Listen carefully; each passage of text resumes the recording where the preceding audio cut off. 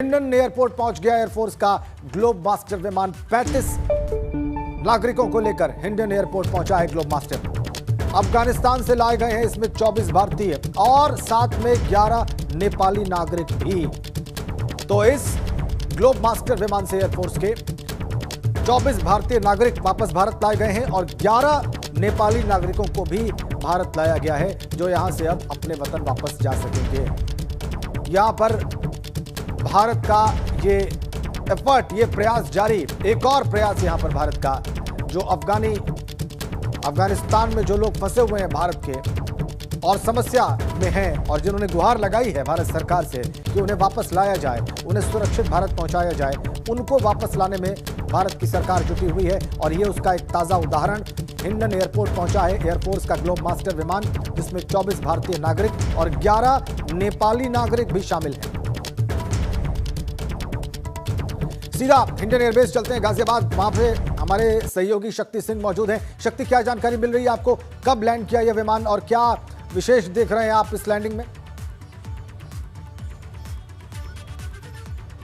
जी देखिए राजेंद्र, अगर बात की जाए लैंड की तो आधा घंटा लैंड किए हुए हो गया और किसी भी वक्त जो भारतीय या नेपाली जो नागरिक हैं वो यहाँ पहुंचे हैं, वो किसी भी वक्त यहाँ से बाहर निकलेंगे और बाहर से अपने अपने घरों की तरफ जाएंगे। इसमें टोटल 35 लोग हैं और बताया ये जा रहा है कि अभी 1000 नागरिक और फंसे हुए हैं हिंदुस्तानी, जो हिंदुस्तानी अफगानिस्तान के अंदर, और 6000 लोगों की एप्लीकेशन है। उसमें 6000 एप्लीकेशन ये है कि हमें यहाँ से निकालो, हमें यहाँ से बाहर ले जाओ। तो कहीं ना कहीं जिस तरीके से ग्लोब मास्टर लगातार यहाँ पर इंडियन एयरबेस पर जो पहुँचने का सिलसिला है वह लगातार जारी है और देवी शक्ति नाम इस ऑपरेशन को दिया गया है। ऑपरेशन का नाम है देवी शक्ति। उसके तहत लगातार जो नागरिकों को लाने का सिलसिला है वह लगातार जारी है और यहाँ हिंडन एयरबेस पे 35 लोगों को लेकर जो ग्लोब मास्टर में पहुँच चुका है और अब से कुछ देर बाद जो इंडियन एयरबेस की जो जितनी भी उनकी अंदर चेकिंग वगैरह है, उसके बाद वो लोग यहाँ से बाहर निकलेंगे और बाहर निकलकर अपने अपने घरों को जाएंगे।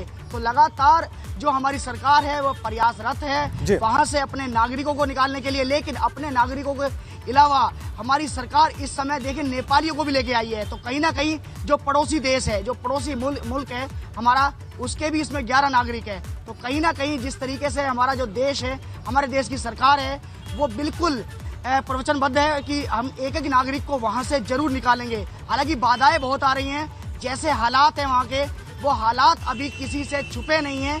जिस तरह के वहाँ हालात इस समय तालिबानियों ने कर दिए हैं, उसके बावजूद भी जो हमारी भारतीय सरकार है, भारतीय जो हमारे सैनिक हैं, एयरफोर्स के जवान हैं, वो लगातार वहाँ पहुँच रहे हैं और देवी शक्ति जो ऑपरेशन है वहाँ से जो नागरिकों को लाने का सिलसिला है वह लगातार जारी है और लगातार वहाँ से लेकर पहुँच रहे हैं। अब से कुछ देर बाद ही इंडियन एयरबेस, ये हमारे पीछे इंडियन एयरबेस की तस्वीरें आप देख सकते हैं कि यहीं से, इसी द्वार से होते हुए यहाँ से वो नागरिक, सभी नागरिक हैं, यहाँ से बाहर निकलेंगे। तो लगातार जो हमारी सरकार है वह प्रयास कर रही है कि अपने एक एक नागरिक को वहां से निकालना है, सकुशल वापस भारत लाया जाए। बिल्कुल ठीक आपने शक्ति, भारत की सरकार लगातार प्रयासरत है, मुसलसल कोशिश की जा रही है। बिल्कुल ठीक आपने शक्ति। और आप बता रहे हैं कि थोड़ी देर में आपके पीछे जो गेट मौजूद है इंडियन एयरबेस का, वहीं से वापस लाए गए भारतीय नागरिक और नेपाली नागरिक बाहर आएंगे। बहुत बहुत धन्यवाद शक्ति सिंह आपका। दिल्ली में अफगानिस्तान के मसले पर सर्वदलीय बैठक जारी है। केंद्र सरकार ने यह सर्वदलीय बैठक बुलाई है। थोड़ी देर में संसद भवन परिसर में यह बैठक होगी। सभी दलों के साथ अफगानिस्तान के मामले पर चर्चा करने जा रही है सरकार। सर्वदलीय बैठक बुलाई गई है। थोड़ी देर में संसद भवन परिसर में यह बैठक होगी। सभी दलों के प्रतिनिधि इस बैठक में मौजूद रहेंगे। सरकार का प्रयास कि सभी दलों से परामर्श किया जाए कि भारत की क्या नीति रहनी चाहिए अफगानिस्तान के वर्तमान हालात को देखते हुए।